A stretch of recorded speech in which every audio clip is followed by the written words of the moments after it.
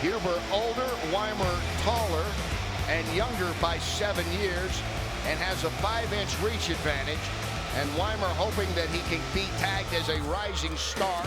The Sioux Falls, South Dakota native is a perfect 6-0 coming here. In the World Series of Fighting featherweight division. And now introducing on my right, fighting out of the blue corner of the decagon. His record is perfect with 6 victories and no defeats, 3 wins coming by way of knockout, 3 by submission. He stands 6 feet 2 inches tall. He weighs 145 pounds, fighting out of Rapid City, South Dakota by way of Palmer, Alaska, presenting Clay Wimer.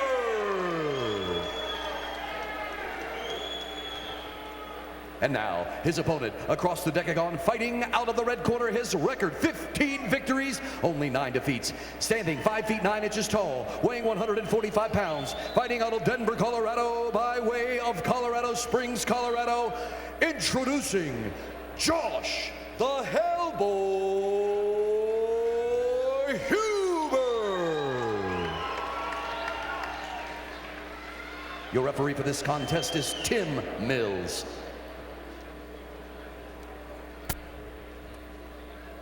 You ready to rock? You set to get down? I like that. You ready to rock? You ready to get down? Tim Mills, the referee. Colorful, isn't it? I would say it's a fair question at this point. All right, touch of the gloves. Here we go. Taller fighter, reach advantage goes to Wimer. Does have some knockout ability. We'll see, though, how that stacks up against Huber, who brings in all that experience. He in the red and black. That might be a record time for a low blow. What are we, about 7-8 seconds into this? Right over there. Hey, just accidental there by Huber, who did admit to it instantly. He said, yeah, I got him. I'm sorry. Go. Well, obviously, he didn't need the 5 minutes. He's ready to go again. They touch him up, and we resume. Wimer said something to him right there. Huber's laughing. I wonder what that was. Good outside kick there.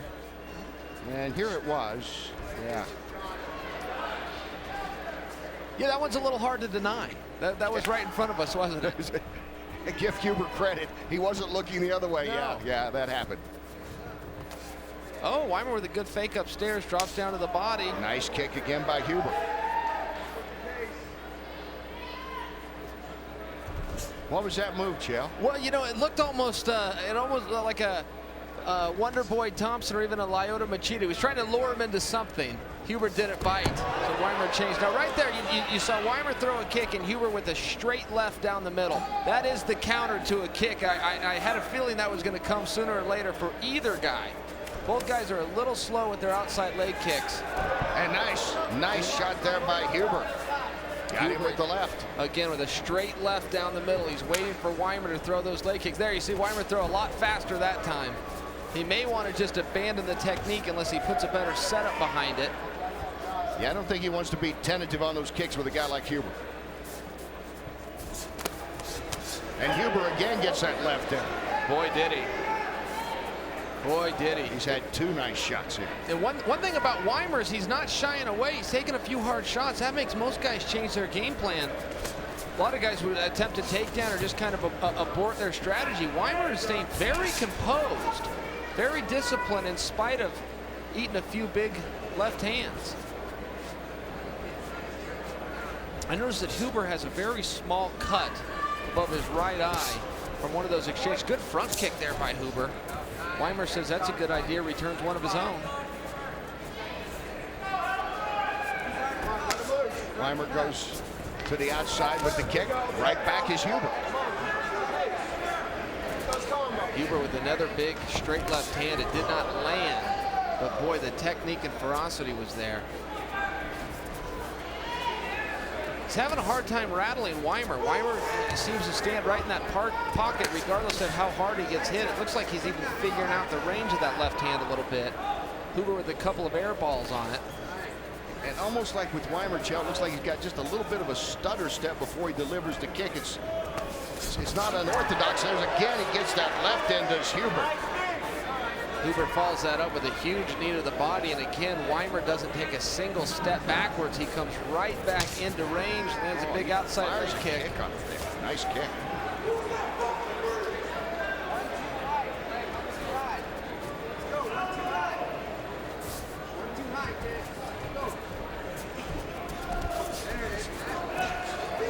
tell you, as far as those leg kicks go, our own boss Rutan would love to see him throwing them, but he would give a critique of, hey, consider setting that up a little bit better. And here's a big exchange by Huber. Somebody's lost a mouthpiece. I believe that's Wimer. Outside leg kick by Huber. That was probably the best kick of the night. Yeah, Huber followed up with a nice knee, too. His best exchange. He stayed right with it. But look in here.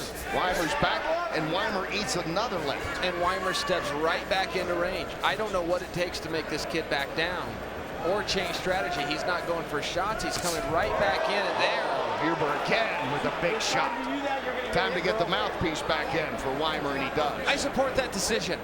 He took a big shot, and he said, you know what? I don't mind the punch, but how about I throw that mouthpiece back in? Dental bills get expensive. They certainly do. Hard to grow those darn teeth back. I think Huber knows exactly. I think he's got his marching orders here. Huber with a good shot. Wimer is down, and Huber's trying to inflict more punishment here in the final 30 seconds. He's been the one doing the damage. Kenny, that big left hand of Huber's is just as dangerous in his ground and pound. I think Huber has figured out that he needs to find his range and just keep throwing that left hand. One out of every three has landed, and they are landing hard. Final seconds, round one, a strong start for Huber, who's throwing the better punches, and still is, as the seconds tick down. That's time. Good defense there by Wimer. He protected himself. I think he knew there wasn't a lot of time in the round left. He didn't really look for a submission. He didn't look to stand up. He looked to protect himself, and he did a good job at that. But as far as it goes with Huber, I know what his corner's telling him right now. Keep throwing that straight left hand. It's landing constantly. Bro, just don't stop fighting for a mouthpiece. I'll pick it up and I'll stop. There you see him being worked on a little bit in the corner. Had a little bit of a cut on the right eye, the legendary stitch over there. Here's that left, one of the early ones. Hello. Didn't we see that before? Yep, he finds it again. Looks like he's got one more in him. Here it comes again, right to the target. That's the one that put Wimer down with about 20 seconds left in the contest. Okay, once you get Pretty action-packed round, Kenny. Really, really high pace by both guys. And Chell, you know, this is the first time that Wimer has fought a guy like Huber who brings in that experience. 14 wins, 9 losses. He's fought some tough guys.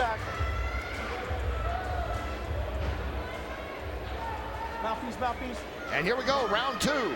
Right. These featherweights. In the black, Clay Wimer from Sioux Falls, South Dakota, and from right here in Colorado, Josh Huber in the black and red.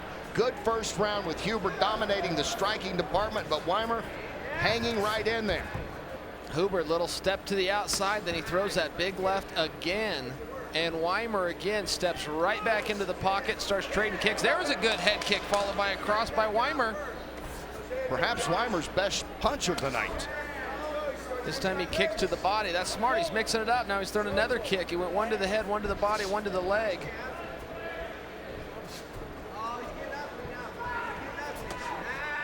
And again, nice little kick there. Wimer will follow it up with another one. And that's that same kick that Wimer was throwing in the last round, Kenny, that Huber did just that. Stepped inside and threw that left hand. He's starting to wing that left a little bit. It's not quite finding its mark. In the first round, he was throwing it a lot straighter, which gets it there a little bit quicker. And I'm talking about a millisecond, but that's all it takes in this sport. A little bit of swelling under Huber's right eye. Wimer getting one of those shots in. Maybe his best punch is what did it here. Finally, Kenny, finally. How long have we been waiting for Wimer to change elevation and look for a takedown? That's his first attempt, and he gets it. He's at 100% right now. Look at that, finally at the 341 mark of round two. Every takedown he's attempted has succeeded. The bad news is he's only tried one. Wimer smart here. Pulls Huber right off the fence. It looks like Weimer's going to try to catch his breath here. He's got a good opportunity to pass on Huber's right side. Weimer's either catching his breath or he's a little confused by this position. Okay, now he's starting to come to life. He's starting to try to gain position. He's going to look to kneel on that arm. Oh, here's a possible guillotine. Oh, Kenny, I think he's got this locked up. He's got it in there pretty well. He certainly does, and Huber's got nowhere to roll out of this because the fence is there. This is a big problem if Wimer has the right bite, the right lock on his far bicep, and only he knows that, and he doesn't. He lets it go. That's one thing you and I in the crowd can't see. It's something that the fighter can only feel, and Huber adjusts to a full mount. Weimer's looking to come off of the cage. If he can get under his armpits here, he'll get a reversal. Tries to grab for the leg. Going for the heel now is Wimer. Huber trying to spin away, and he falls down and trying for the guillotine briefly, like by a millisecond that time. I thought he was going to fall right into it, which would have been the most beautiful setups, wouldn't it though, that we've seen all year. And now Wimer working a high guard. Huber's probably going to stand up and look to just pull completely out of his position. As he does that, he's making his arms susceptible. Needs to be careful. He is. It's the same position we saw Huber in at the end of the last round, where he started delivering very big power shots with that left hand. He's trying to measure one off there now. A few hammers coming down, trying to open it up. Now it goes to a quick body shot. Very smart. Guys forget to attack the body. Again, I'll bring up Boss Rutan. Boss always talks about that in this position. Don't just headhunt. Headhunt, make the guy think you're coming upstairs and go right to that unprotected body.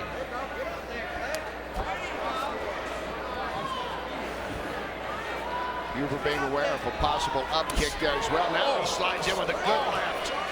Oh, and another one. The power he is generating with that left hand, it's unbelievable. Wimer covering up.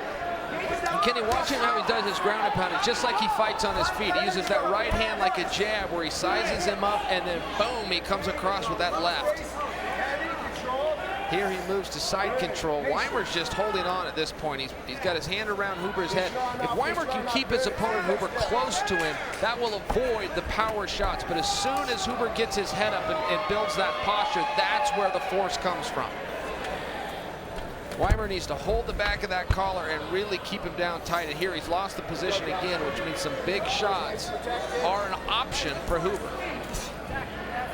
And he's elected to invoke that option. Yes. Stand with this plan for the moment.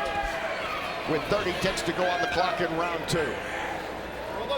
It's a round where, as Chael mentioned, Weimer's batting 100% in takedowns. He's tried one, he got one, and worked hard to try to get a guillotine, and almost, but not quite on Huber. You know, Huber on top here, Kenny, he's very basic. He's not doing anything fancy. There he takes an up kick. He's not doing anything fancy on top. He's not looking for fancy submissions. He's just bludgeoning. He's sizing him up with the right, and boom, he's dropping that left. I can't believe that Wimer, frankly, was able to take as many left hands as he has. Alex. Weimer's still down. Now this is interesting. Man. Wimer has not, okay, he is up. You see the blood coming out of his nose and around the eye area. Took some good shots again. It has been the punishment of those lefts, especially from Josh Huber. Control them at the ankles. Don't let them play those up kicks. Play that leg drag. On the left, you're looking at the veteran fighter Josh Huber trying for his 15th victory. On the right, Clay Wimer. The youngster coming in here with a 6-0 record as we go into this, the third and final round. Acknowledgement from both men. Big shots delivered by Huber. Chael, I am seeing it that it's Huber's fight to lose here unless Wimer can pull out some kind of submission. I don't know if he has a knockout ability here in this third round. And I'll tell you this, Kenny, a lot of fights like this really come down to composure. What's so interesting here is both of these guys are so composed. Wimer, who's been on the worst end of this, is refusing to back down. He stays right in that pocket. He keeps on throwing his strikes. I'm really impressed with the poise of both of these young athletes. Let's check in with Joey Varner. So, Chael, Kenny, I was in the corner of Wimer, and they matched your sentiments. There was a sense of urgency. They said, hey, man, you're losing. You're down on the scorecards. You got to do something big. You got to finish this fight if you want to win it. All right, thanks, Joey. There's a nice kick by Wimer. Those will be felt a little bit in the morning by Huber, but they're not going to put him away. And right there, Wimer digs back to the body. I mean, you talk about a guy that stands his ground. It's very hard to shy Wimer away. I mean, this is something a coach could really do a lot. Look at him, he's still firing back. Huber, again, to his credit, stays very composed, and he understands, I just need to find this big left hand. You know, there's a rule in a fight, Kenny. If something works, keep using it all night, with the theory being your opponent cannot fix his defense in the contest. He's got to go in the gym. He's got to get a few months off to change it. So if you find a technique that works, just keep firing, and Huber is really following that concept. And Wimer, like you say, Chelly, hasn't found the answer for that left. Wasn't able to get that takedown either, as Huber sprawled out and got a nice knee in there as well.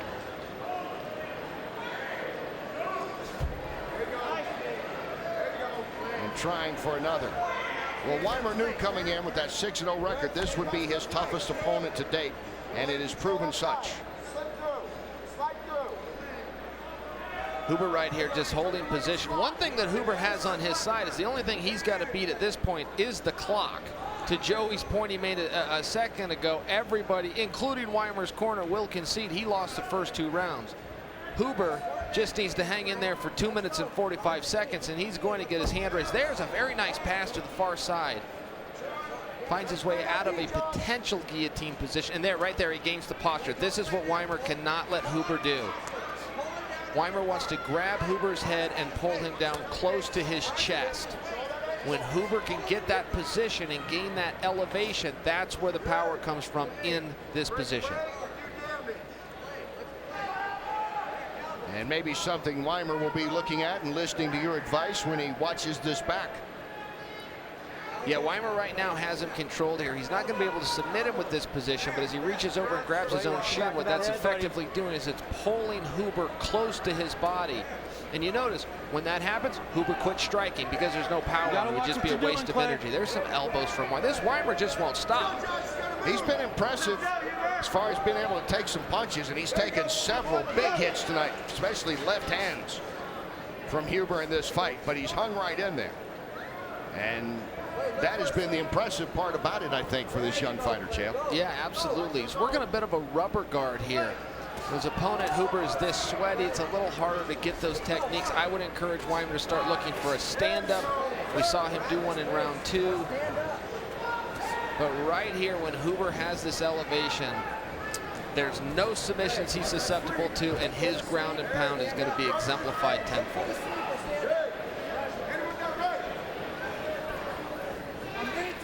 Wimer looking to set up an arm bar. Huber sees it coming. He'll say none of that. I've been around, not my first rodeo as it comes to the 1 minute mark. Right here's a good opportunity for Wimer to get his foot onto Huber's hip and push him away, create a little distance. Only a half a second is all he needs, Kenny, to then spring up to his feet. From this position, though, his options are only one thing, which is submission. A submission late in a fight when your opponent is sweaty is statistically, it's fairly unlikely. And that's what's at stake, we think, for Wimer. As you heard Joey's report, that's what his corner was saying. He had to finish the fight. So now he has 28 seconds to do it. And the clock is against him, as well as the veteran Josh Huber. 20 seconds, Clay. Everything you got, 20 seconds. Stand up. Stand up. Who's still able to slide some punches in and be effective. He has been the aggressive fighter throughout. An impressive performance for him tonight. Final seconds of this fight. Time, gentlemen. And it will go to the judges. 30-27. And you Huber. see the respect there that Huber has for the younger fighter in Clay Wimer. Got that nose busted back early in the second round. Got a cut under his eye, but never quit, never slowed down. I'll tell you what, Kenny, one guy is going to get his hand raised, and I believe that that's Huber, but I do not see a loser here tonight. Time just ran out. That's how I see this. Wimer was far from quitting. And if it does go the way of Huber, you figure Wimer leaves here at least with a lot more experience against a crafty veteran.